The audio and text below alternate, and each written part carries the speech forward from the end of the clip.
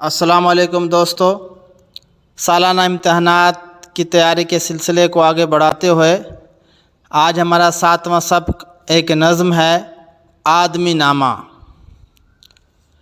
آدمی نامہ نذیر اکبر آبادی کی بہت مشہور نظم ہے۔ آئیے اس کے 5 ممکنہ معروضی سوالات کے جوابات لکھتے ہیں۔ سوال نمبر پہلا، نذیر اکبر آبادی کا دور حیات ہے۔ 3 آپشن ہیں۔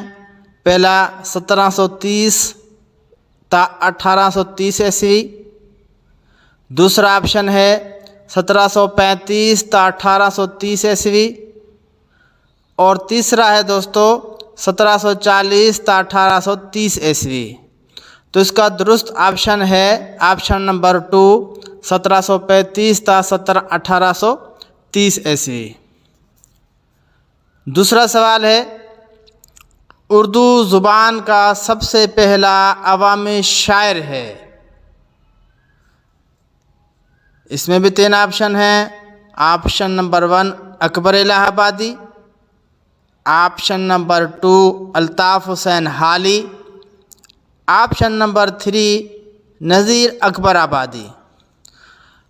تو دوستو اس کا درست آپشن نمبر 3 ہے نذیر اکبر آبادی۔ سوال نمبر تیسرا، نظم آدمی نامہ کون سی حیت میں لکھی گئی ہے؟ 3 آپشن ہیں۔ پہلا مخمس، دوسرا مسدس، تیسرا رباعی۔ تو اس کا درست جواب ہے پہلا آپشن، آدمی نامہ مخمس کی حیت میں لکھی گئی ہے۔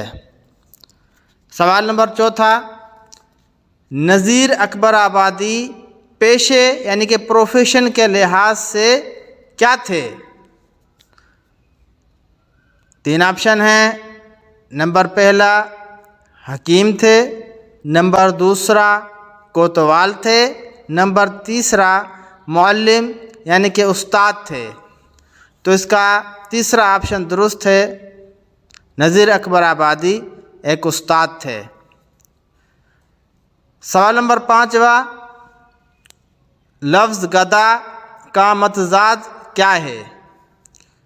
3 آپشن ہے۔ نمبر 1 شاہ، نمبر 2 فقیر، نمبر 3 امیر۔